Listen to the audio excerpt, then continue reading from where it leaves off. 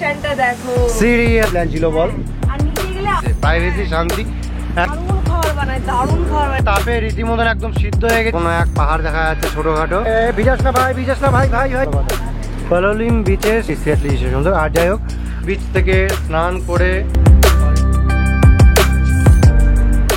So কালকে আমরা readymade powder কিনে নিয়ে এসেছিলাম মুদিখানার দোকান থেকে। তো সেটাকে মাইক্রোওয়েভে গরম করলে হয়ে যায়। হ্যাঁ, তো সেটাকে গরম করে এর মধ্যে চিকেন আনা ছিল, সেটাকে ফ্রাই করলাম। ক্যাপসিকামও ছিল, সেটাকে একটু ফ্রাই করলাম। আর পেঁয়াজ দিয়ে সস দিয়ে তৈরি করে ফেললাম চিকেন রোল। এবার দেখে তো ইয়াম্মি মনে হচ্ছে রে, ভালোই। আর এটা এখন দীপান খেয়ে দেখবে কেমন হয়েছে, এটা রিঅ্যাকশনও তোমাদেরকে দেখাবো। দীপান কেমন লাগছে বল? সিরিয়াসলি দারুণ হয়েছে, দারুণ হয়েছে। তোকে তো আমি কালকে বললামই ওখানকার রোলটা খেয়ে যে আমি ঘরে এরকম আমিই বানাতে পারবো। সো এটা আমাদের লাঞ্চ হয়ে গেল। যে তুই রোলগুলো বানাস সেটার একটা আলাদা ফ্লেভার থাকে, এটা একটু অন্যরকমের। হ্যাঁ, দারুণ লাগছে খেতে। হ্যাঁ, তো গাইজ আমরা আছি এখন সাউথ গোয়াতে। অ্যাকচুয়ালি আমরা দুদিন হলো এসেছি, বাট ব্লগ করিনি, কারণ আমাদের অ্যাকচুয়ালি দুদিনের ব্লগ নর্থ গোয়াতেও মিস গেছিলো। কারণটা তোমাদেরকে বলে দিয়েছি, লুকানো কিছু নেই। হ্যাঁ, আমরা এখন বিচে যে বিচগুলো ভালো লাগছিল নর্থ গোয়াতে, সেগুলোতে আমরা 2-3 বার করে গিয়েছি, ভিজিট করেছি। এবার সেখানে গিয়ে নিজেদের মতন করে টাইম স্পেন্ড করছি, বসে আছি। সেগুলো আর তোমাদেরকে কী শো করবো? ওগুলো শো করলে তোমরা বোর হবে, ওগুলোকে ব্লগও বলা চলবে না, কারণ কিছু তো এক্সপ্লোর করতে পারিনি সেরকমভাবে। সেই জন্য যতটুকু দরকার ততটুকুই আমরা ব্লগ করছি। যাই হোক, আমরা এখানে 2 দিন হলো এসেছি, তোমাদেরকে রুম ট্যুরটা দিয়ে দিচ্ছি। বাই দ্য ওয়ে, আমরা এখন যেখানে আছি সেই লোকেশন প্রপার্টিটার নাম হচ্ছে ব্লু লেগুন রিসর্ট। এটা একদম সাউথ গোয়াতে কোলা বিচের সাইডেই, একদম কোলা বিচের সামনেই বলতে গেলে। তোমাদেরকে সবকিছু এখন দেখিয়ে দিচ্ছি। By the way guys, this is Dipan and you are watching. তোমরা জাস্ট প্রপার্টিটা দেখো আর লোকেশনটা দেখো। সিরিয়াসলি এরকম লোকেশনে আমাদের স্টে করার অনেক দিনের প্ল্যান ছিল বল।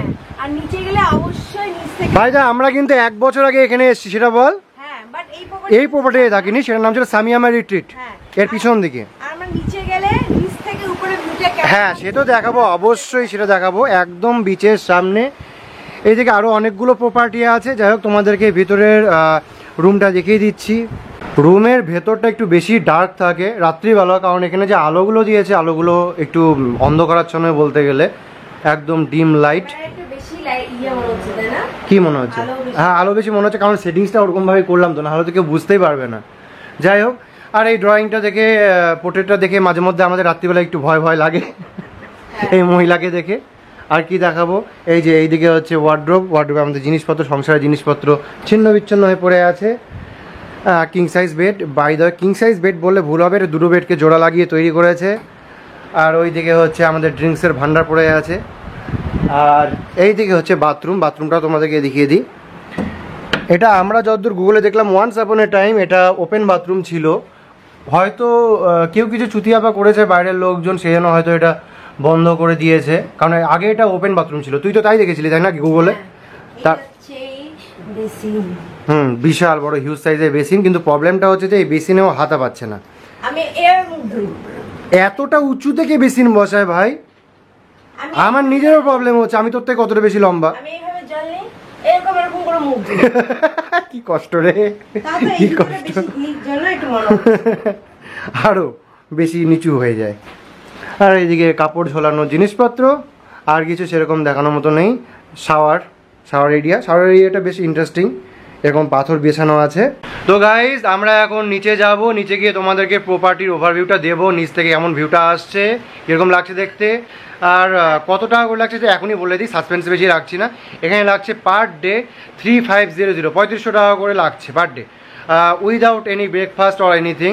রুমে সেরকম কিছু ফেসিলিটি নেইও, এমনকি এসিও নেই। এসির এখানে দরকারও পড়ছে না, সন্ধ্যা হওয়ার সঙ্গে সঙ্গে একবারে ঠান্ডা পড়ে যাচ্ছে, বিশাল ব্যাপার। রাত্রিবেলা কিন্তু ফ্যান চালানোই যাচ্ছে না এখানে, এত ঠান্ডা লাগছে। হ্যাঁ, যাই হোক, ডেট বলিস না, সবাই খেপে যাবে। কারণ হচ্ছে আমরা কবে এটা শুট করছি আর কবে আপলোড করবো এখনো বুঝতে পারবে না যে এটা সিজনটা।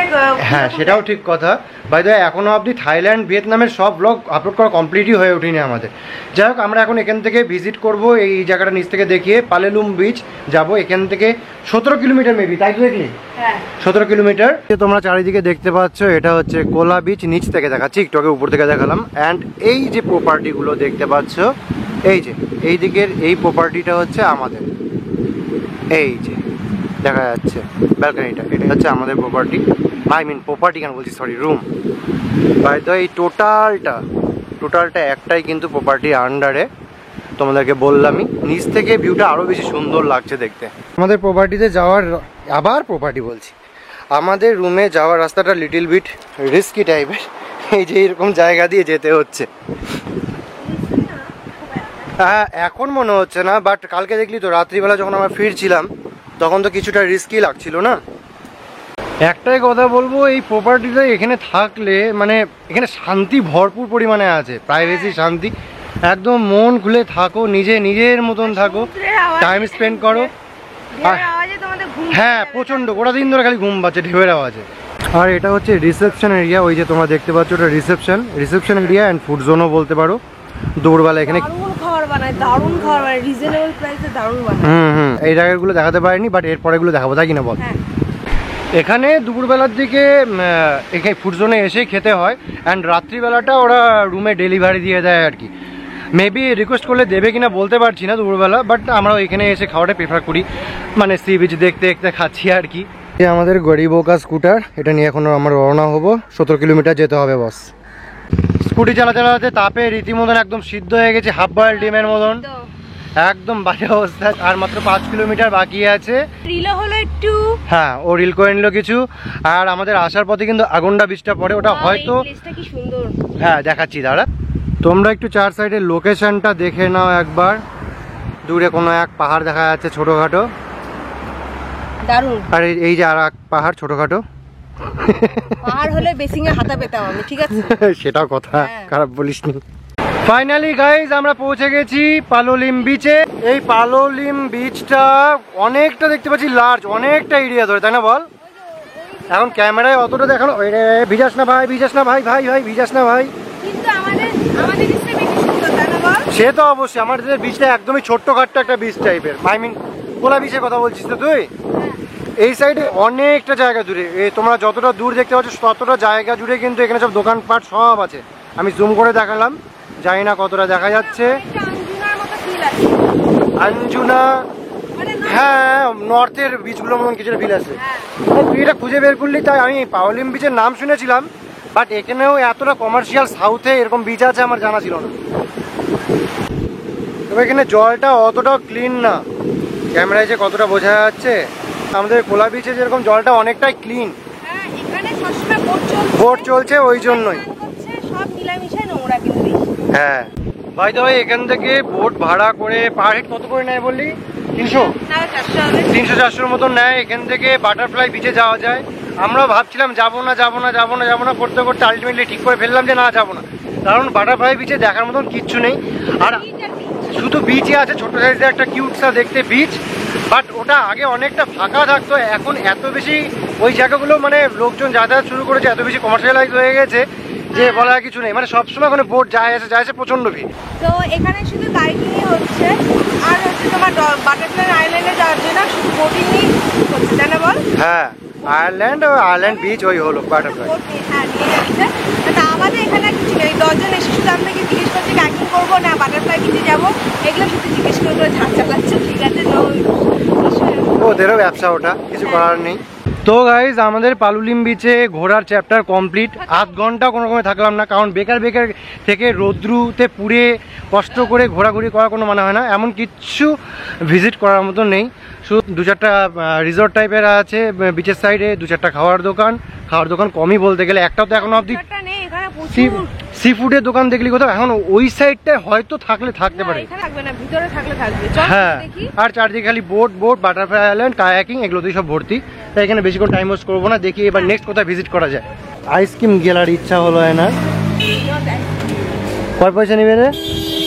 20 টাকা, ভালো কথা। পালোলিম বিচের সামনে যে রোডটা আছে এখানে খুব বেশি দোকানপাটে কেনাবেচা দেখতে পাচ্ছি না, সব বেশিরভাগই ফাঁকা, যদিও দুপুরবেলা টাইমের জন্য হতে পারে। তো গাইজ আমরা এখন রাস্তার ধারেই একটা দোকানে ঢুকলাম, স্ট্রিট ফুড টাইপের দোকান, লাঞ্চ করার জন্য। ওই চিকেন, আমাদের হোটেলে চিকেন খেতে খেতে মুখ পচে গেল বল, তাই না? যাই হোক, এখানে দাম, হ্যাঁ সত্যিই তাই, এখানে দামটা খুবই রিজনেবল রেখেছে এই দোকানটাতে। ভেজ ফ্রাইড রাইস একটা অর্ডার করলাম 100 টাকা, আর একটা এগ ফ্রাইড রাইস, 2টো ডিম থাকবে 120 টাকা, যথেষ্ট রিজনেবল, তাই কিনা? তো গাইস আমরা অনেক কিছু শপিং করলাম। এটা আমার না অনেকদিন ধরে, 1 বছর আগে ড্রিম ক্যাচার নিয়েছিল ছোট্ট সাইজের, এবার দামড়া সাইজের নিয়ে নিয়েছে একেবারে বড় সাইজের, বেশ সুন্দর না বল জিনিস? হ্যাঁ হ্যাঁ। আর এটা দাম কত নিল সেটা বলে দে। এর দাম নিল খুবই ঠিকঠাক ঠিকঠাক, এটা সাধারণত 700-800 টাকার নিচে বলে না কেউ দাম, এটা 500 টাকায় পেয়ে গেছি আমরা। যখন ঘরে ঝুলাবো তোমাদেরকে দেখাবো। আর এটা শুধু পার্স আছে, এটা হচ্ছে ওর বন্ধুর ছেলের জন্য, খুবই কিউট জিনিসটা, হ্যান্ডমেড গাড়ি। আর এইটা হচ্ছে আমার শাশুড়ির জন্য, এটা আমার জন্য, খুবই সুন্দর জিনিস, একটা স্পেশাল সাইন দাও, তোর ফেভারিট। আর এটা আমার মার জন্য। আমার মার আর তোর পার্সটা একই রকম হয়েছে, শুধুমাত্র সাইজের ডিফারেন্স, তাই না? হ্যাঁ, আমার শাশুড়ির ব্যাকের কালার একই রকম। তো এই কটা শপিং হলো। ওর বন্ধুর ছেলের গাড়িটা খুব সুন্দর, কিউট। কিউট। ওই ব্যাগগুলো সবই দামগুলো বলে দে, ওই সবই 200-220 টাকা, আর ছোট্ট সাইজেরটা হচ্ছে 100 টাকা, আর এই ছোট্ট সাইজের গাড়িটা কত নিল? 120 টাকা, তাই তো? হ্যাঁ, কিন্তু আমাদের সাথে একটা খুব বাজে জিনিস হলো, আমরা এক পাশের দোকানে আমার ব্যাগগুলো সুন্দর লাগলো তাই ওখানে নিলাম, যেখানে ড্রিম ক্যাচারটা নিয়েছিলাম সেখান থেকে বললো কি ওই দোকান থেকে নাও, এই দোকানে আর কিনতে হবে না। তো খুবই মিসবিহেভ করলো, মানে ওনার দোকান থেকে একটু আগে ড্রিম ক্যাচারটা নিলাম, নিয়ে পাশের দোকানে গেলাম যে ওই দোকানে ভালো ব্যাগ ছিল না জন্য, ওদের ভাষায় কি যেন উল্টাপাল্টা কথাও বললো, গালিও দিল। কেন আমাদেরকে কিনে রেখেছে, আমরা তাই বললাম। মানে সিরিয়াসলি কিছু বলার নেই, এরকম টাইপের মানুষ যদি মিসবিহেভ করে, হ্যাঁ হয়তো ব্যবসা করার ইচ্ছাই নেই। সেটাই তো। দীপান এটাকে কিনে নিয়ে আসলো। আমাদের এগ অ্যান্ড ভেজ ফ্রাইড রাইসের মধ্যে ভেজ ফ্রাইড রাইসটা চলে এসছে, খুবই টেস্টি জিনিসটা। আমি 1 বাইট খেলাম, ক্যাভিও শুরু করে দিয়েছে, আর ওইদিকে দিদি তৈরি করছে। তোমরা কেউ পাওলিম বিচে আসলে দিদির দোকান অবশ্যই ভিজিট করো, খুবই টেস্টি ফুড। আমরা একটু বেশি স্পাইসি ফুড পছন্দ করি। এগ ফ্রাইড রাইসটা দেখি মনে হচ্ছে খুবই সুন্দর স্পাইসি হয়েছে, এটা এখনও খাইনি, ডবল এগ দিয়ে করা আছে। হ্যাঁ, এগ ফ্রাইড রাইসটা খেয়ে দেখলাম, সত্যি খুবই সুন্দর করেছে, অসাধারণ লাগছে। স্পাইসি ফুড তো অলওয়েজ আমার ফেভারিট। তাপে জাস্ট ফাটছে গাইস। আমরা পালুলেম থেকে চলে আসলাম এখন আগন্ডাতে। আগন্ডা বিচ সেরকম কিছু নেই, ফাঁকাই দেখতে পাচ্ছি। এবি পালুলেমের থেকে কিন্তু আগন্ডাটা বেটার আছে, কারণ এই দিকটা সব দিকেই খুব সুন্দর ফাঁকা ফাঁকা, অত বেশি গ্যাঞ্জাম নেই বস, যে যার নিজের মতন সে বিচে টাইম স্পেন্ড করছে। শিওর না আমরা, বাট এইখান থেকে এই যে একটা মাথা দেখা যাচ্ছে কর্নারটা, এই যে কালো কালারের, ওইদিকে একটা আলাদা হয়তো বিচ আছে, ওইটার ওই পারে হয়তো সম্ভবত কোলা বিচ হবে। আমরা ওই জায়গাটাতে কালকে গেছিলাম, হয়তো না ওটাই, দেখে তো তাই মনে হচ্ছে আমারও দূর থেকে। ফাইনালি একটা শেড খুঁজে পাওয়া গেল বল, একটুখানি রোদের হাত থেকে বাঁচার জন্য। এখানে লাইফ জ্যাকেট রাখা আছে, আমরা এর তলায় ঢুকে পড়েছি বস, কিছু করার নেই, পারা যাচ্ছে না এত রোদে। গাইজ আগন্ডা বিচে আর কিছু দেখানোর মতো নেই, এখান থেকে আমরা চলে যাচ্ছি এবার আমাদের জায়গায়, তাই তো? ডিরেক্ট রুমে তো নাকি? হ্যাঁ, ওখানে গিয়ে আমরা এখন যে জায়গায় দাঁড়িয়ে আছি, আমরা বলতে আমি আছি, ও আছে পেছনে স্কুটি নিয়ে ওখানে দাঁড়িয়ে আছে। এটা হচ্ছে পোলার কাইন্ড অফ মার্কেট টাইপের বলতে পারো। এখানে কিছুই পাওয়া যায় না, সিম্পল। কালকে আমরা সন্ধ্যাবেলা বেরিয়েছিলাম, একটা পাউরুটি পর্যন্ত পাওয়া যায় না। এখানকার লোকজন থাকে কেমন করে আমরা জানি না। জিজ্ঞাসা করলাম পাউরুটি কোথাও পাওয়া যাবে, বলছে যে 8 কিলোমিটার দূরে আগন্ডাতে পাওয়া যাবে। আগন্ডার যেটা ওই বিচে যেখানে গেছিলাম আমরা একটু আগে, সেখানকার যেটা মার্কেট আছে সেই মার্কেটে পাওয়া যাবে। এই বাসটার পিছনে একটা স্টেট ব্যাংকের ATM, তাও যে ভাগ্য ভালো ওটা আছে, যদি আমাদের কাজে লাগেনি, আমরা আগে থেকে ক্যাশ নিয়ে এসেছিলাম। এই যে কোলা বিচ দেখে নাও। এইদিকে আছে একটা মদের দোকান আর 2-1টা মুদিখানার দোকান, তাদের মধ্যে বেশিরভাগই নেসেসারি জিনিস পাওয়া যায় না। এই তো হচ্ছে ব্যাপার। আমরা রুমে পৌঁছে গেছি, প্রচণ্ড স্ট্রাগল করে পৌঁছালাম। অর্ধেক টাইম তো ওকে স্কুটি থেকে এসে হাঁটতে হাঁটতে যায়, রাস্তাটা দিয়ে উঠতে হয়, আর রাস্তা দিয়ে নামার সময় অর্ধেকটা মানে হাঁটতে হাঁটতেই নামতে হয়, কারণ রাস্তাটা এতটা বেশি উঁচু নিচু লাল মাটির রাস্তা। এত বেশি ধুলা, মানে একটা 4 চাকাও দূরে কথা 2 চাকা গেলেও একদম সামনে থেকে গেলে ভূত করে দিয়ে তোমাকে চলে যাবে, এরকম অবস্থা। আর উঁচু নিচু মানে কি এতটাই বেশি বাম্পার, উঁচু নিচু টাইপের বাম্পার বলতে প্রাকৃতিক বাম্পার, উঁচু নিচু টাইপের যে মানে মাঝে মাঝে মনে হচ্ছে সামনের চাকা বুঝি মানে উড়ে উল্টে যাচ্ছি বস, এরকম অবস্থা হয়ে যাচ্ছে। হ্যাঁ তো গাইস, আমরা এখন একটু ফ্রেশ ট্রেশ হবো, তারপরে হয়তো বিচে নামতে পারি যদি মুড ঠিক থাকে, আই মিন ওয়েদারের সঙ্গে মুড ঠিক থাকে। যা তাপ খেয়ে আসছে আজকে গোটা দিনে বলার মতন কথা না, যদি এনার্জি হয়তো নামবো, নামলে তোমরা অবভিয়াসলি দেখতেই পাবে। আজকে এতটা রোদ, ফুলগুলো ছায়াতে বসে আছে, সবগুলো দল ধরে। সে তো অবশ্যই সবাই ছায়া খুঁজে পায় রোদের মধ্যে, স্বাভাবিক ব্যাপার। ক্যামেরাটা এমনভাবে ধরলাম যাতে অ্যাটলিস্ট বোঝা যায় যে দুটো মানুষ ব্লগ করছে। সন্ধ্যা নেমে গেছে, আমরা তাও বিচে আসলাম, এখন কেউ নেই, এত টায়ার্ড ছিলাম নামতে পারিনি। হ্যাঁ, শুধু আমরাই আছি। এই যে পাশে একটা কুকুর বন্ধুও খেলা করতে, ওরে বাবা দেখা কিচ্ছু যাচ্ছে না বাবু, কিছুই যাচ্ছে না। যাই হোক, এটা দেখা যাচ্ছে বল। ওরে সেই দিচ্ছিস তো, এটা ফটো তুলবো বাবু। হ্যাঁ ঠিক আছে, এখন আমরা একটু টাইম স্পেন্ড করি, তোমাদের সঙ্গে নেক্সট দিনে দেখা হচ্ছে। তো গাইস, আমরা সি বিচ থেকে স্নান করে অলরেডি ফিরে এসেছি, এখন খাওয়া দাওয়া করবো। আর ভিডিওটাকে বেশি বাড়ালাম না, চিলি পানির অ্যান্ড ও যেটা এনেছে অ্যামাজন থেকে কিনে, সেই জিনিসটা যে তৈরি রেডিমেড গোয়াতে যেগুলো পাওয়া যায় প্যারাটা টাইপের, সেটা শিখে খাওয়া হবে। এবার এই ব্লগটাকে এখানে আমরা শেষ করছি। যদি ভালো লাগে থাকে লাইক কমেন্ট শেয়ার সাবস্ক্রাইব কিছু করো। দেখা হচ্ছে নেক্সট ব্লগে। Stay tuned with, bye bye.